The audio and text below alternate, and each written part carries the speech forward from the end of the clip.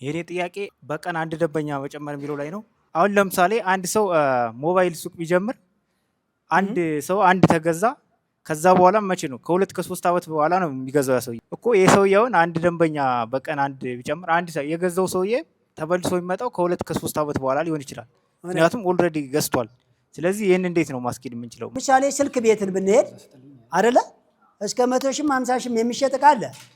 1 ሺህ የሚሸጠው 100ም ዞሮ ዞሮ እቃው በልቶ በማግስቱ አይመጣም አይደለ? ኤሌክትሮኒክስ ነው እንዳለው ልጁ ወይ በ3 ወር ወይ በ4 ወር ወይ በ5 ዓመት ነው የሚመጣው አይደለ?